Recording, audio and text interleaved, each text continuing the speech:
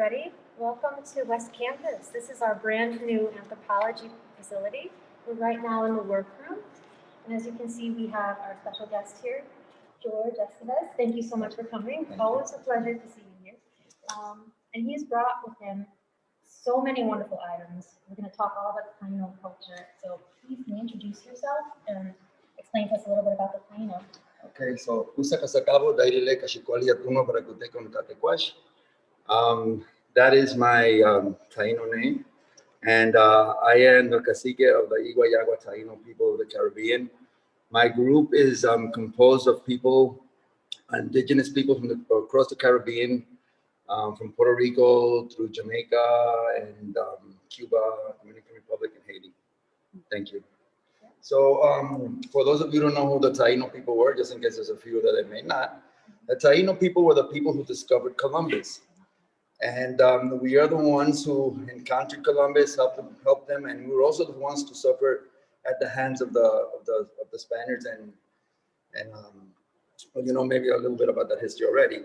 But I am here to speak to you today mostly about all the surviving culture. The history tells us that the Taíno people became extinct within 30 to 40 years after Spanish contact, but that is actually a myth. And the reality is that not only did our bloodline survive, but also our wonderful culture. And that's what I'm here to talk to you about today.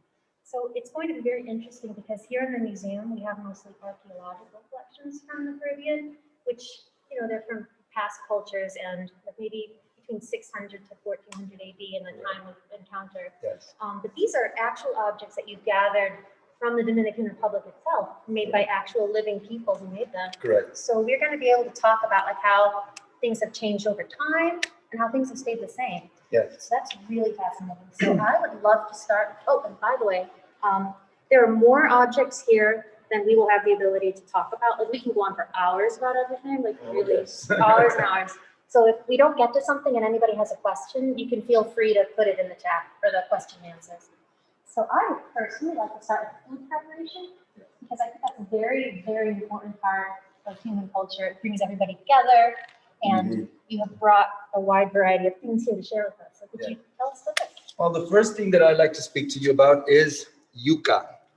This was the most important food item for my ancestors, and it continues to be an important food item for people across the world. I think only corn is grown more than yuca also today. From the Americas too. Yes, and it's also from the Americas. So the yuca comes in 26 different varieties, but all of the 26 varieties are actually poisonous.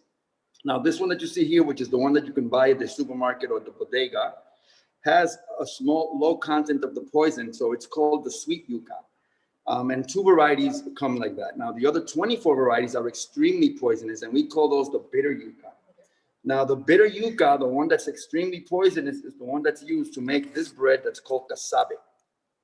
I was raised making casabe bread. This is something that's dear to my heart. The only way you can tell the difference between the one that's very poisonous and not is the color of the skin. The one that's extremely poisonous has lighter yellowish skin or brownish skin. So the preparation goes like this. First, what we do is that we take the yuca and we peel the skin, right? Then we pick up this instrument here. This is not a traditional grater. We call it in Taíno, the name is guayo or guayo.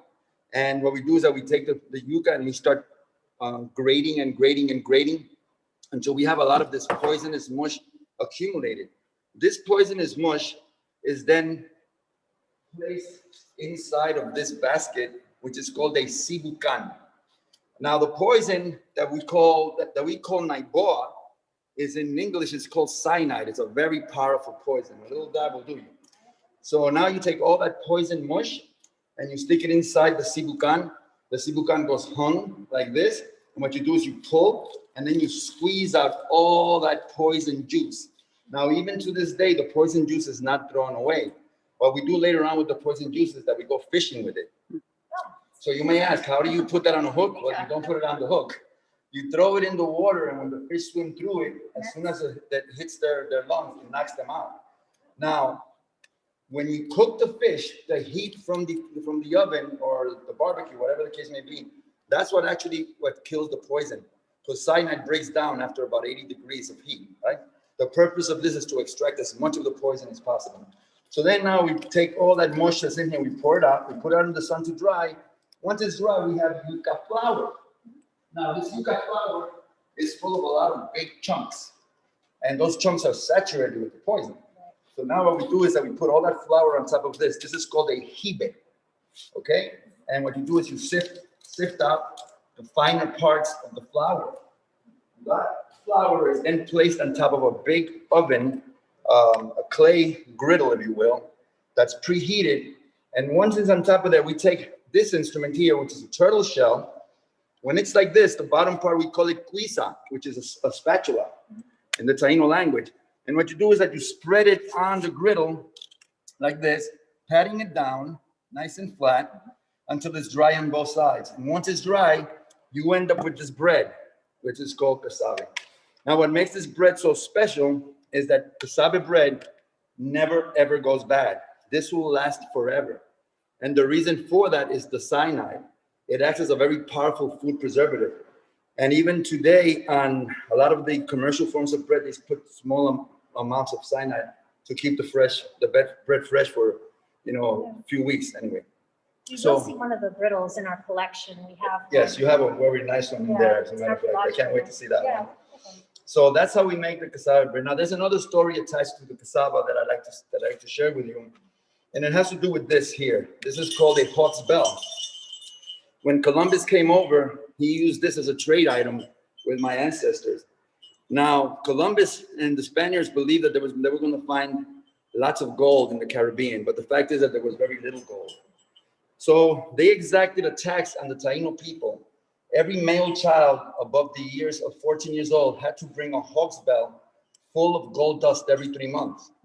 So for your first offense, if you miss your quota, they would cut off a finger. Your second offense, your hand. Your third offense was a foot. And for the last offense, they would take your life. This caused the Taíno people to go back into battle with the Spaniards, battles that we couldn't win because we were dying from the diseases. And of course, they had better weapons than we did. And so what happened was that in time, we decided to trade instead with cassava bread. And cassava bread became known as the conquest bread, el pan de la conquista. But today, to this day, cassava is made throughout the Caribbean, and it has survived contact as well as the people who made it. Yeah, we can see this is like a modern one. It's got nutrition facts and everything. Yeah, got nutrition facts and everything, and it's wonderful. And if you're wondering what this is here, this is a batata, which is also a food, a tuber, just like the yucca, it grows under the ground. And this one I have here because I like to point out that the word potato is actually a Taíno word. It comes from batata. Yes, we introduced the batata to the Spanish in the Caribbean. Later on, when they went to the Andes, they saw something that looked like a potato, like a batata. But the people down there called it papa. And then that became potato. And then later on, so potato, this is the real batata. We're all connected, all the languages and the ways that we say. Yeah. Can you tell us about the aloe? Yes, this aloe here, you might wonder, like, what do you do with this? This particular one is not the traditional one that we use in the Caribbean. Ours is a little bigger, and it's called cabuya. The cabuya, which looks similar to this, what we do is that we dry it up, and once it's dry, you bang it up against a big tree until you get fibers, right? These fibers, you weave them the way you weave your hair, you braid your hair rather, and that's how we make hamaca. That's how we make hammocks. Yeah. So I made this one out of jute just to show how the hammock was made. It was basically, this is one style. It's a different way that you could also weave it together, but this is also how you make it. And this is usually used as a net as well as a sleeping tool. So what else? What else would you like to know? So we've talked about food and how things are used for consumption, but there are other areas of like ritual that I'm interested in. And I know that you made these yourself, these headdresses. Can you talk to us about them? Sure. So this is one of the traditions that actually disappeared from the Caribbean, but it actually disappeared recently, as recently as the 1950s. Really? Yes, there were traditions in San Juan de la Maguana, in the Dominican Republic, as well as in Puerto Rico, where people were still making headpieces. I learned how to make this headdress And most of what I learned about it, I learned from other Arawakan people. The Taíno people, in case I didn't mention it, which I know I didn't, is that the Taíno people are from the Arawak branch of people from South America. We actually entered the Caribbean about 9,000 years ago. We came in successive waves. But the Arawak traditions are very similar from the Caribbean all the way down to the middle of Brazil. You see a lot of similarities linguistically and, of course, culturally. So this headdress here I made, this one is used for dancing, and this will be used for a special occasion. Now, different headdresses are used for different things, right? So this headdress is one that I would not use in ceremony. One that I would use in ceremony, I would not dance with. So It's too special to dance. yeah, exactly. There are some headdresses that are used that are very sacred, and these you must earn. But there are also other headdresses that you're expected to make because you want to dance with the rest of the group, like the rest of the tribe. So you have to have your headdress. What symbolizes togetherness in your own. Symbolizes togetherness, and everything on the headdress has a meaning. For example, the type of feather that you use, like these are the wing feathers, right? These usually represent people. These central feathers here are usually used to represent the chiefdom, the cacique, the vejique, which is the medicine people. The colors all have their own meanings. Red symbolizes life. This is a hybrid feather, so that's a very powerful feather. Blue represents the sky and also water beings. So these colors are all symbolic of different things. I know I've learned so much about headdresses now that I can see another tribe's headdress and I can tell more or less what they're trying to say with their headdress. It's a language and a culture all its own. I like how it's so universal and you have the same messages through the different feathers. Yes, yeah. You can all understand the same thing. What kind of birds where did these come from? Well, in Iguayaga, our own Taíno tribe, we use parrot feathers, we use turkey, and we also use Caribbean hawk. We don't have hawks in the Caribbean that are not endangered at the moment. So we'll use hawks that come from Asia. Okay. Yeah, but all our birds cannot be harmed. We do not use feathers that have been harmed in any way. Those are for spiritual reasons, mostly because birds that have been harmed, that energy passes on to you as well. That's what we believe anyway. But I have now made up to, I am at 1,011 headdresses. That is so many headdresses. You are a master crafter. Thank you. And do you use like the entire animal? Because I saw these ones here. These are earrings. Yes. There are sometimes when you do find the carcass of a bird, for example, like this one here, it was struck by a car, and these birds are so special. It's almost a shame to see them die in that way. Yeah. So when we use them, we'll use the entire bird. Whatever's left over, we also bury ritually, and we always lay down tobacco for them or wherever we find them. So out of this bird, I used the claws to make my earrings, and this is one that I use only for special occasions. So it's respectfully treating the dead. Oh, always. Everything is treated in that way. Yes. So I wanted to talk about some of the stylistic differences now between the practical items, the ones that are used every day, and the special items. Because I see that this one is more utilitarian, then these ones seem to have more of designs and shapes on them. Can you explain some of yes. that? So if I'm going to use something on a day-to-day basis, I'm not going to necessarily put, special designs on them, right? Everything is done for a reason in all native cultures. So these two things here are the same. They're made from a gourd that we call higuera. Our gourds in the Caribbean grow on trees, unlike the gourds in the United States which grow on the ground. So this one here is used for some ceremonial purpose. And that's how come you see the ceremonial designs, these geometric patterns, all have meanings, they're very special, deep spiritual meanings. Whereas this one has no meaning at all, which is just something that you use on an everyday basis. This could be used to carry water, to drink, to eat, etc., etc. Now, this one, the artist took the liberty and made some geometric designs on, but this is just for cooking, so like that. now a nice one for practical use. Right. So from the higuera, from the gourd, which is, imagine two of these put together, that's how the gourd looks. We also make maima, which is this water carrying jug. When it's like this, we might call it a dita. And this here is called a hataka. And these are all Taíno words that have survived as well. This one is called a maraca. The word maraca is not a Spanish word. It is actually a Taíno Indian word. What happened is that the Spanish borrowed that word from us a long time ago and they never gave it back. But we're taking it back. That's the maraca. Over here, this is called a guiro, which is a gourd instrument as well. You scrape on it, right? You scrape this, and if you ever hear like salsa, merengue, or bachata, what keeps the rhythm going is the Taíno guiro. So these were all made out of items that were readily available in the climate and on the island, like the gourds or things that were there. Do you see a lot of variations in the types of gourds that people would use in different places or different materials? If you look at the Taíno culture across the Caribbean, the Spanish mistakenly believed that it was one single culture, right?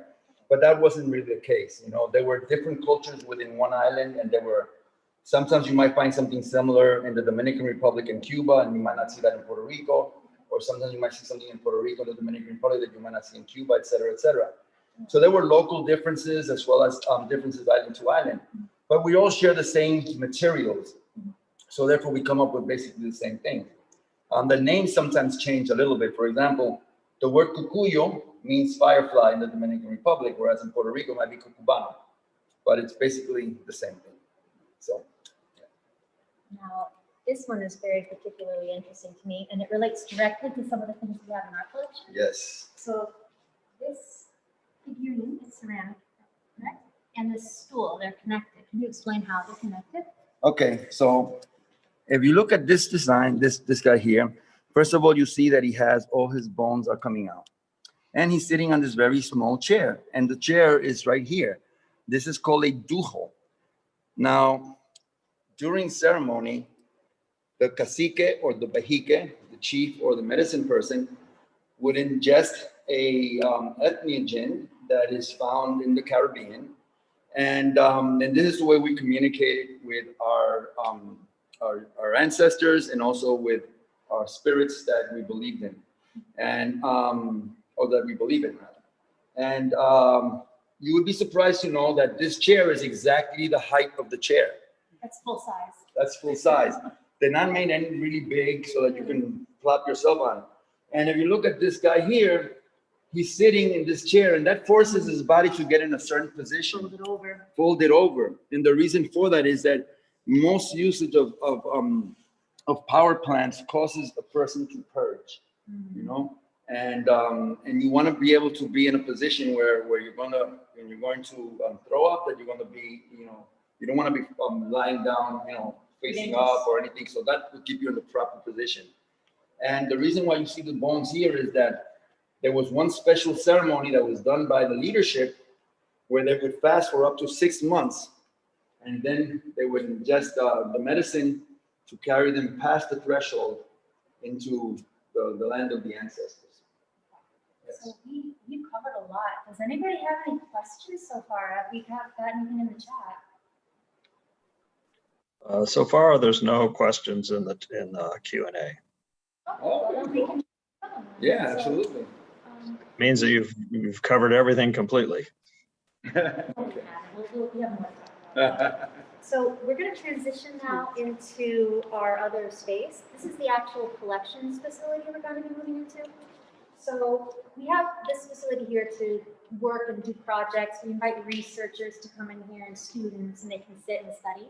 We have photography and mount making. Mount making is very important. We're going to get to that in there. That's amazing. Yeah. Yes. But this is one of the first times we've actually had people come in to use our collection. So we're so excited. It's brand new. We've just finished putting everything away, and we haven't even really finished. So that's going to be.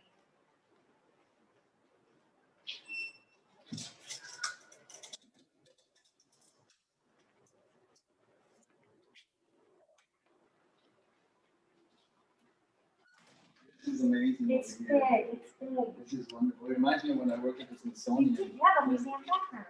That's right. That's right. Yeah. So you've always been involved in like sharing your culture. Right? Yeah, absolutely. I really like the fact that you guys open this to the public as well, because it's really another side of a museum that you don't usually see. Like magic. Yeah, it's like all motion centered. So this is our archaeology collection. nice cabinets, wonderful storage. Our archaeology collections used to be in these very dusty, dry, terrible rooms, little cardboard boxes covered in mold. It was no good. You couldn't access anything. And it's also kind of disrespectful, but that's how things were done back then, like the 30s, 40s, 50s. Right. So when you come here to the museum now, we have beautiful storage. We have everything organized systematically. By and country. People, by country. So we got Cuba. Cuba, we had a lot of Cuba. Got Haiti, Jamaica. That's amazing. But the one I want to show you right now is the Rouse Study Collection. So Benjamin Rouse, who's one of our most famous archaeologists here, he was active in like the 30s through the 90s, I want to say. He died in like 2006, really recently. Yes. But he was like the grandfather of Caribbean archaeology. Absolutely, Yes. absolutely. And so his collections were very systematically excavated. He did a wonderful job recording data and making sure that everything was housed correctly. And this is his study collection. Yes. So these pieces are diagnostic pieces. We can use them to tell a lot about the cultures, but sometimes in the study collection, they don't have exact provenience. So this here is a drawer from the Dominican Republic. I chose this one specifically because it reminded me of all your objects. So you can see some of these things were found by farmers plowing in their fields. They just were plowing and they came across it. It just came up. So it's not an exact location, but we can still tell a lot about the objects by comparing them to other objects. So this one, we have something like this too. Yes, yes. So what is that one? All right, so these here, those are pestles that are used for grinding the medicine that I spoke about, which comes in seeds. I can't say the name because we usually don't share that, but it's used. That's what we use to grind the medicine. And I like to say that I actually interviewed Dr. Rouse before he passed away. I think it was in like 2003, around there. Something like that, yeah. Yeah, and he was amazing. He's the one who actually coined all these terms like Chican and Casamaroid, et cetera, et cetera. Yeah, Boca Chica, Chican style, yeah. Yeah, his conclusions, like Caribbean archaeology is like booming right now. There are a lot of scholars and people interested. So they're really working on updating his hierarchies, but he was like a founder of the practice. Yeah. So we have more ceramics here. Most of what we get archaeologically the shards. Yes. The shards and the stones, ceramics, bones, and shells generally. Right. And that is because the climate does not really allow for the preservation of organics. So they usually decay. Right. However, we are going to see an example of something that survived due to special circumstances. Oh, that's interesting. So I want to show this right here. Yeah, I was going to ask you, can you show us this? Oh, I should have brought my gloves. So this is that griddle you were talking about. Right, that is a boudin. This is a boudin. This probably isn't from the bigger islands. It's from Antigua. It's Antigua, yeah, okay. But it is the same style, and you see it's made of clay. And what you do is you put the kindling under here and preheat it, and then here you'd make your cassava on top of it. That's beautiful. And so you would use the what is it, the turtle shell to the turtle shell. You use it here to flatten it out, and then you take the bottom of it. You use it to flip it over. But you got to make this so hot, almost red hot, because the idea is that you have to kill the poison. Right. So it has to be extremely hot, and you know that the bread has been prepared as soon as it gets dry. If the flour is too saturated, then it turns into like a hard mush, and it's not good bread. So believe it or not, different villages actually compete to see like who makes the better cassava bread. Of course, yeah. In Jamaica, I met some Taíno people there on a trip that I did that they can make like 4 or 5 different kinds of cassava bread that I had never even seen before. They're amazing. Wow. Is it all from the different types of yuca, or is it just like it's a technique, you know, but there's one style of cassava called hapao, which is made and it's very thin, and they do that in the Dominican Republic. And that kind of cassava, what makes it special is if you can see your hand almost from through the other side of it. So and they say that in the old days, only the caciques, the higher echelon with the families were the ones who received that bread. It was like a ceremonial type of bread. Yeah. I wanted to also show the mount that we made for this. Mm-hmm. Mount making is one of my favorite parts of working in the museum, and it's so crucial to stabilizing everything so we can access it, because we don't want to handle things too much. We don't want to expose them directly to anything that can hurt them. But when we have mounts for them, we can still display all of the features. Like this one is a restored ceramic. You can see the vessel. It's like probably the neck of a vessel. Is this saladoid? I want to say yes. It looks like it's that white on red. Yes, it is saladoid. Yeah. Oh my God, that is amazing. But the mount making helps us so much. We make mounts for everything so we can transport it, because one of our goals here now is to facilitate education and research. So we want the collections to get out there. We want people to see things. We want them on display. We want researchers and guests to come.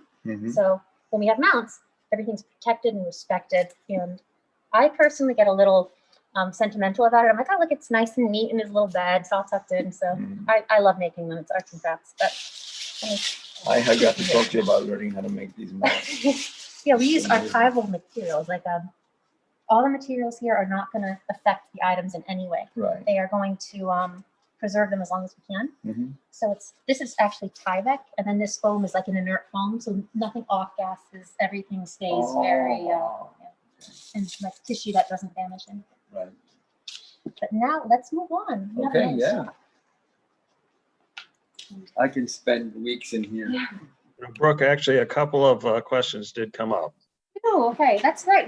This is a good stopping point. So George. I don't, there are several questions. I'm not sure if we're going to get to them all. One was about cassava, asking if it's the traditional Taíno way is to cook it and eat it is the same as today.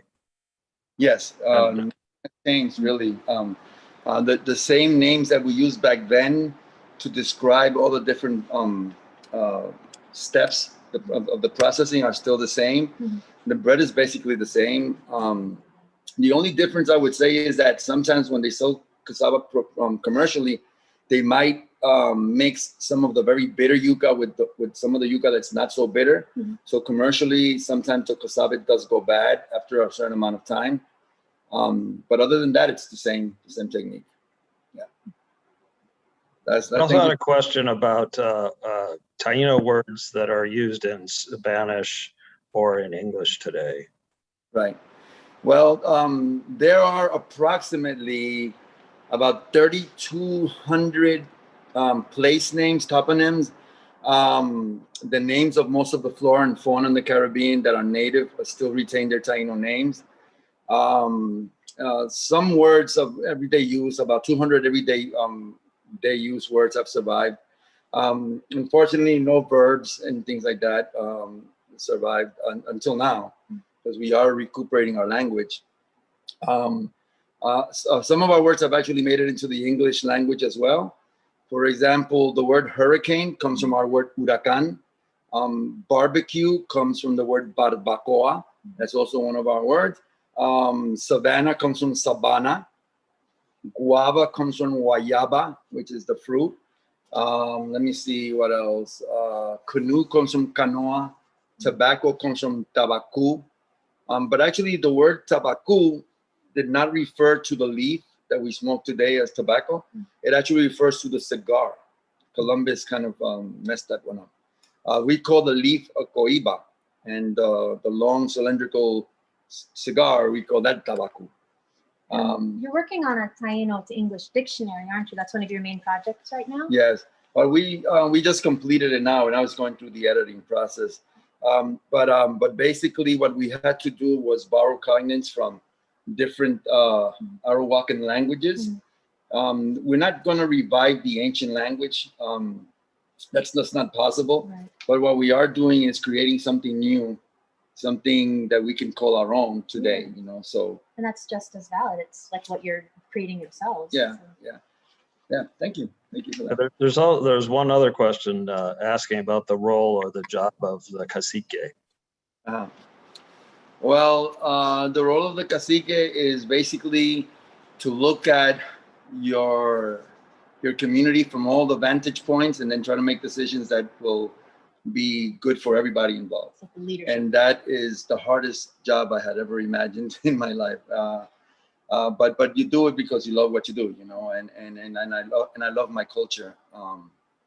I really look forward to having like younger generations learn about these things that you see here, and I would like to see young people in here just as interested as I am, because this is very fulfilling, as you know, like when you really know what's in here, you know, there's a lot, and it's just amazing. I'm so glad you feel that way. Yeah. We really hope that our students can come in and Oh experience. my God, some of man. this too, so. This is amazing. Yeah. We didn't have access like this when I was young, you know. It's true. We Yeah, can so. discuss some more. I'm so excited to show you our next item. Because, you know, we've been talking so much about how things are difficult to access, and we've done so much work to get these really big and bulky things in a place where people can come and study them and look at them. Yeah. So these stools are a little bigger than the one that you showed me. Oh, yeah. Okay, let's see what you got. Yeah. But it's huge. We have so many things. Like we have old world here. We have more ethnographic there, and ceramics and pottery. But different types of storage are useful for different types of objects. So we have open shelving here, and this open shelving is good for the larger things that don't necessarily fit in the smaller. How do you not get lost in here? I think I did when I first started.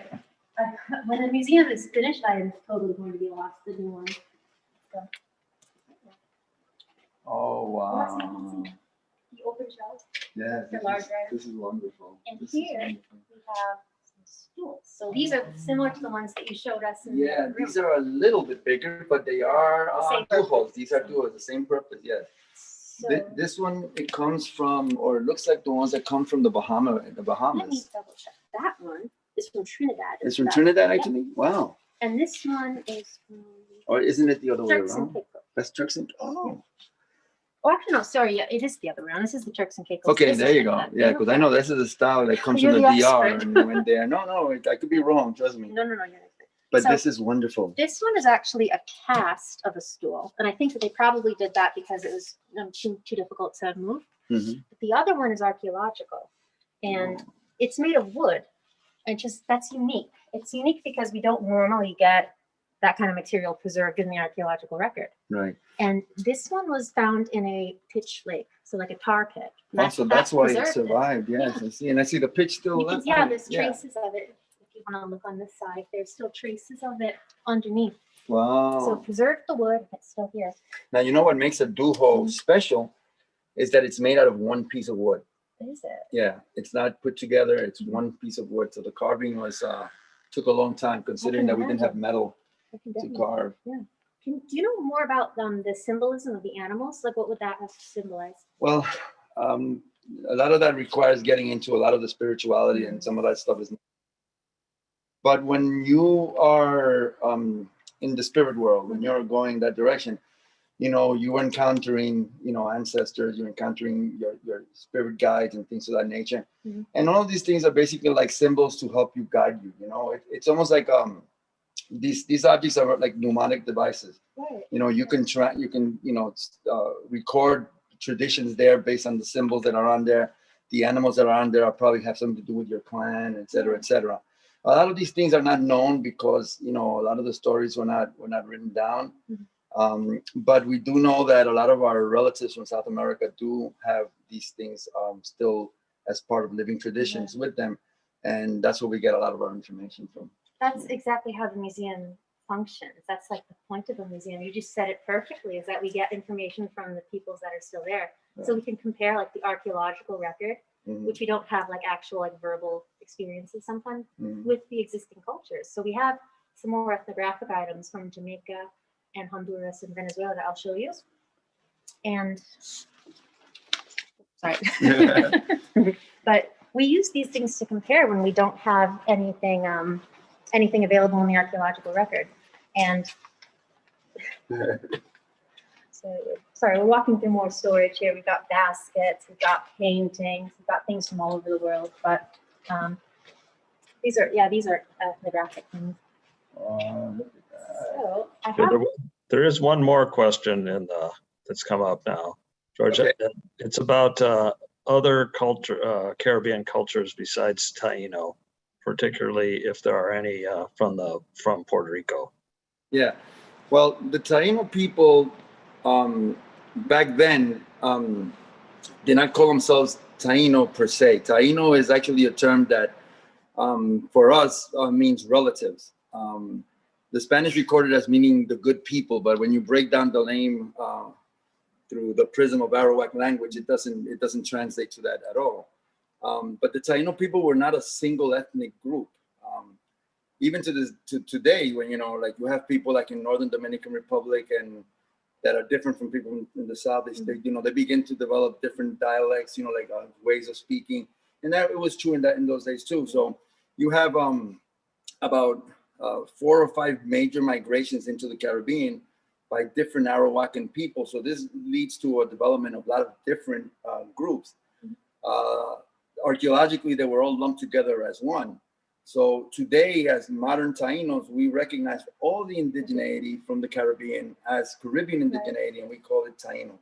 And that's what we are, because our cultures were basically blown into a million pieces, and we've had to recover them all bit by bit, but we find more in unity. So maybe eventually, if the Spanish had never landed, we would have developed into one single Arawakan culture across the Caribbean, but that was definitely interrupted. But the people in Puerto Rico were very much, the people in Eastern Puerto Rico, Western Puerto Rico, and the people in Eastern Dominican Republic are considered, according to Rouse, one culture group.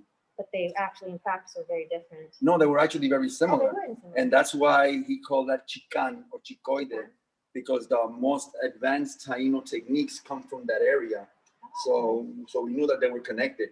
So sometimes they'll find an object in the Dominican Republic and say, well, it actually started here. Then they go in Puerto Rico, then they find one even older in Eastern Puerto Rico, or Western Puerto Rico rather. Yeah. And they go, no, it actually started there. Migrations that way. So that area between Mayagüez and Higüey, Mayagüez, Puerto Rico, and Higüey, Dominican Republic, that is the place where the classic Taíno culture evolved from. And that is the one that Columbus and his men encountered. So my group, Iguayagua, names itself after that region where the Taíno culture originally evolved from. Yeah. That's fascinating. Thank you. So it's not like an original group, it's kind of like a shared common experience based on this legacy of colonialism. Well, sometimes we get questioned and they'll say, well, so then you're just lumping all this thing together. And I'm like, my answer to that is like, when you say African, exactly what do you mean by that? It's the same term. When you say Latino, it's like lumping a bunch of people together. Identity is a very personal thing. So everyone that's in Iguayago or Taínos across the Caribbean or diaspora in general, we're just very proud of our indigeneity, and we feel that we have the right to express that and to preserve what's left. Yes. Completely respect it. That's incredible. It's like practicing your own past and history. Yes. So we have taken our walk now, and we are here, and this is an example of how these different culture groups, they are from different areas like Venezuela, Jamaica, Honduras, but they have like a very similar shared material culture, similar techniques to some of the objects that you've showed us. Right. So this one is a cassava squeezer from the Wado people in Venezuela. Wado, yeah. So this is the Wado people are people that influenced heavily both the Taíno, the Arawaks, and the Carib people. As a matter of fact, our word duho, for the little chair, comes from the Wado people. They were considered to be very ancient by the Caribs and Arawaks, and somehow, I guess, maybe almost like a very spiritual, special people. So they did a lot of borrowing from them. A lot of our traditional stories actually originate with the Wado people. But this sibukan is very similar to the one that I have there. Yeah. This item here is very important because this is the guayo, the grater that I was using over there a little while ago. That one is from Jamaica, and it's actually a modern guayo. We didn't have metal, but this is what we had back in the old days. I can see that this one is probably Garifuna, if I'm not mistaken. It comes from Honduras. So that's the Garifuna people are an Arawakan-speaking Carib people, and when they went to Honduras, they brought along a lot of their customs. So this is a guayo, a grater from that area, And what you see with this one is it's a piece of wood. And then what they did was they took a lot of quartz, little tiny quartz stones, and hammered them in so they can grate their yuca on it. This is a work of art. It's beautiful. It's intricate. It must have taken so much time to make. And I love that it's utilitarian, but it also has this beautiful design right there on the top. Yes, I was looking at the design. I was wondering what it could possibly mean. But it's beautiful. It's a perfect round circle with a flower in the center. Yeah. Yeah. And I also like how it's well preserved. I think that these things were gathered mostly in the 50s, I want to say, from my research. Yeah. And they've survived. Like some of the stones are missing, but it was very well cared for. And Yeah, I would say that this is probably a modern guayo. That, you know, they just continued their tradition, you know, as well. Yeah. So, yeah, I think like ethnographically it was gathered in like the 50s, so modern 50s era. Yeah. And so this one is also a modern yes, one. This one's Jamaican. Yeah, this is Jamaican. I have one like this at home as well. This is a hibe, like the big sifter that I have, but this is just a smaller one, and it's perfect. It's amazing. I thought I had the only one in existence, and I guess not. The museum's got you covered. Yeah, So, yeah. This is beautiful. Yeah. It's beautiful. So I just want to pause and see if there are any other questions that have come in. If not, then we can go and have another look. Yeah, there was one question about things that people could read about the Taíno. I mean, I'm familiar with Irving Rouse's book called The Taíno, which was written in the early 90s as part of the the 500th anniversary of the European encounter. But you may be aware of other things that. Yeah. Well, I'll tell you a couple of things. First of all, I have nothing but the utmost respect for Mr. Irving Rouse. He was the father of Caribbean archaeology, but he was also working in a time where they didn't have the technology that they have today. So today we know that the migration patterns into the Caribbean were very different than what he had imagined. Now through ancient DNA testing, they know exactly when and how the people entered the Caribbean, what groups actually gave rise to a lot of these different ceramic styles that you find across the Caribbean. And the whole picture is changing now. I would tell you that archaeologically speaking, in the next 5 years, you're going to start seeing new books being written with more up-to-date information. That's not to say that you won't find a lot of great information in Irving Rouse. Also, Sven Loven's book, The Origins of the Taíno Culture. That's a fantastic, I consider that the Taíno Bible. Again, the information on there is pretty old now, but it still offers you insights as to like what people were thinking then and what we know now. Today, we know that the DNA that exists amongst modern Puerto Ricans, Dominicans, Cubans, Jamaicans, Haitians, totally matches the indigenous DNA from the time before Columbus, so that we are the descendants of those people. That is something that many historians claimed was not true. A lot of times back in the day, when the Taíno movement began, we were told that, yes, you guys have a native ancestry, but this native ancestry is coming from Indians that were brought as slaves to the Caribbean during the slave trade. But today we know different. But we always knew the truth, So science had to catch up to us. We always knew. But the playing field is changing. So, but those are good books. Those are good books to That's the nature of that kind of study. Is that Rouse did a great job of getting the actual data, and he drew his own conclusions from that data. But now we have the collections, and scholars can come back and make new contributions, new assumptions, new theories, new ideas. So it's accessible for new research. Yeah, I think it's important both for people who are interested in the sciences, as well as for people who are indigenous from the Caribbean, to look at both perspectives. I love science, so I listen to what all the archaeologists have to say. I don't always agree with what they say, but they offer a lot of great information. And I think also that archaeologists also have to listen to the people themselves, That's one of the reasons what we love having you here, is that Exactly, you're and I like, appreciate it. you are like the person who has the most knowledge right now on all of these items in our collection. Like, it's from your people, you're the authority. So we welcome having like your perspective on it, because we can only learn so much through science, but then there's always this level of interpretation that is kind of lacking. So we have to come up with we kind of go round about the data. We look at the data and we come up with ideas, but we never know the actual truth. So everything that we gather is kind of secondhand, but you're the firsthand perspective on that. Yeah, I saw a program where they were speaking to this native woman, and there was these designs on the wall, but there was one of the designs didn't match, and they couldn't tell why that design was different. And then she said to them, "That's because this one is upside down." And then they looked and said, "Oh my God, it is right." You know, she knew that it was still a person on a horse. Yeah. That the design was saying. So, but since that's her culture, she understood that. You know. Yeah. Yeah. Exactly. So wanna head back? 5 minutes left.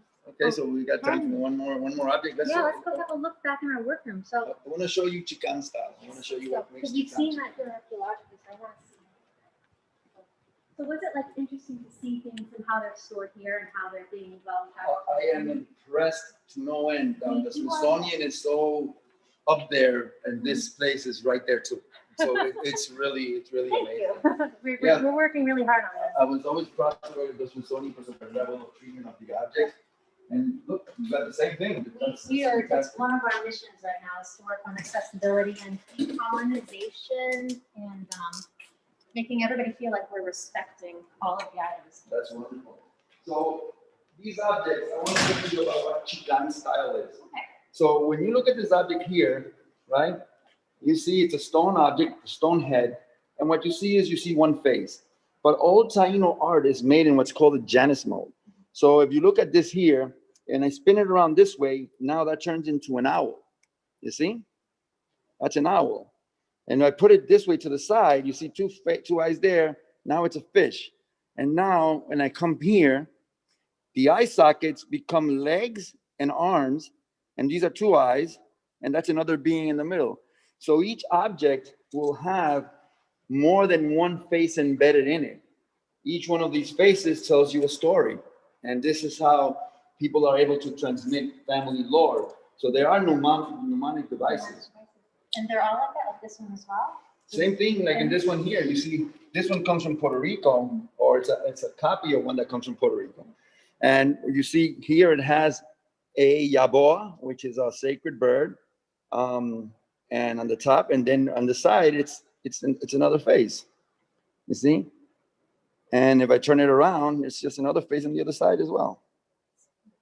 So all Taíno art, all Chican style Taíno art is like that. Now the Mexican style, like this one, does not have that Janus Mode feature. It's just it's very plain. Mexican, like Mexico. Mexican. It's called Mexican. It's Caribbean. Oh, so Yeah. So there's two styles, two major styles, Mexican and Chican. Yeah. So the Mexican style you find Dominican Republic, you find it in Jamaica and Eastern Cuba. Chican style you find in Puerto Rico and Dominican Republic. Okay. What is this one right here? It has a lot of wear to it. Is this actually like a tool? This one here is a manaya, and this is a manaya. And what that means is it's like a stone axe, except this one is ceremonial. And this one here is called a thunderstone. And even to this day, people in the Caribbean believe that when it thunder and lightnings, these things fall from the sky. And they're considered to be very powerful. And they use these to connect again to ancestor spirit. Some people will place these inside of a water bucket, and it keeps the water cool and fresh. And it also supposed to collect negative energy. In the old days, what they would do with something like this is that they would find a live young tree and burn a hole in it. And then they would stick this in the hole, and then you let the tree grow, and then this becomes embedded in the tree. And then you cut the tree down and you shape an axe around it, and that's how you make yourself up very powerful. Yeah. That's planning so far ahead. Yeah, so this is the same concept, except it's a modern concept where I just put the stone salt in the middle and tie it up. Yeah. The way I just described now was a traditional way of making a stone axe. Yeah, I've only ever seen it like that. I've never heard it that way. That's really interesting. Yeah. Hey, do you like my newly acquired sandals from the Caribbean? From Cuba, right? These are from Cuba. Yeah. Is that a traditional design? Are they sturdy? Like, would they just be like everyday wear? Yeah, these are like every day where people will wear them in the campos to this day. Modern style of this is that they would take a tire, an old tire, and cut it out, and then just tie it up around this, and you have a modern sandal. Regular rubber tire from a car. Exactly. Yes. And I think there's time for you to show us your drum. And you made this one yourself as well. Yes. I love this one. This is a drum that it's called the Mayahuacan. The Mayahuacan is a hollow log. As you can see, it's hollowed out on one side, and then it has an H cut in the middle to give it different tones. In English, it's called a slit drum. Now, this kind of drum in Mexico, the Mexica people had it in Mexico too. They call it a teponatzli. We call ours Mayahuacan or maguey.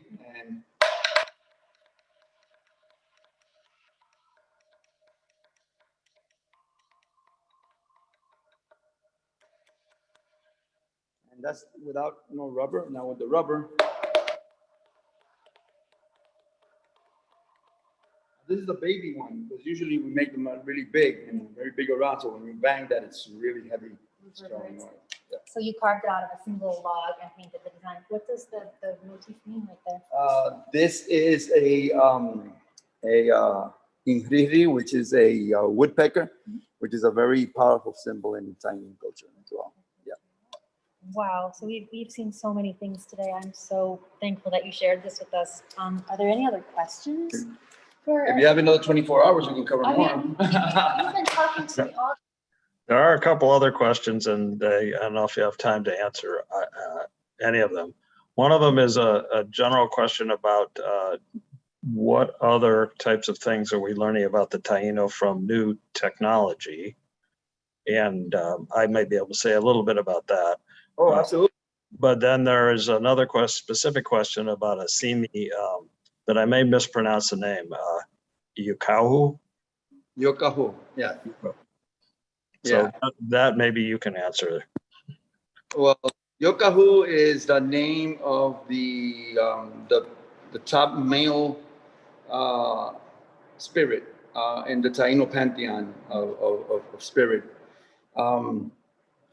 But the problem with a lot of these names that we have recorded is that the Taíno language is polysynthetic, right?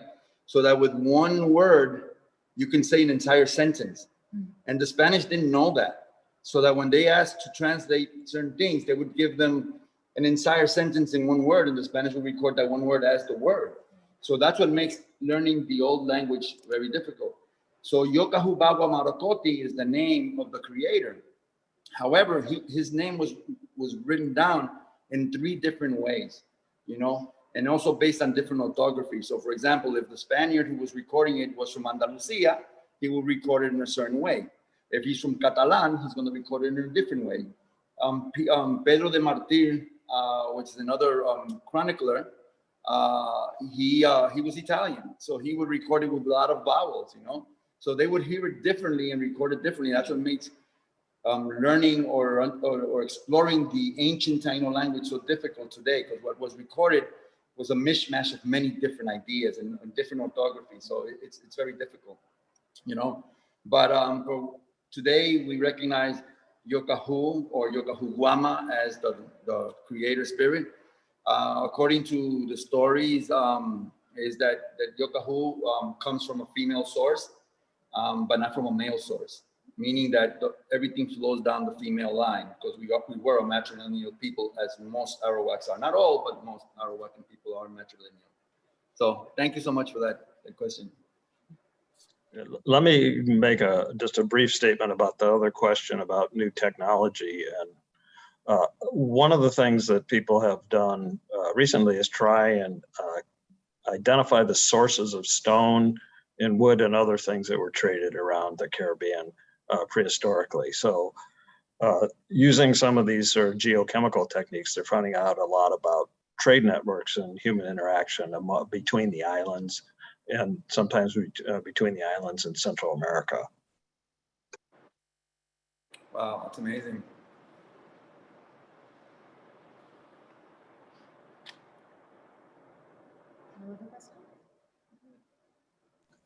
Yeah, well, that was the last question. So we're pretty much up. You know, our time is essentially up. So thank you very much for attending today's Fiesta Latina programming. You can join us later today and tomorrow for more offerings. And some of these will be recorded and available on the Peabody YouTube channel.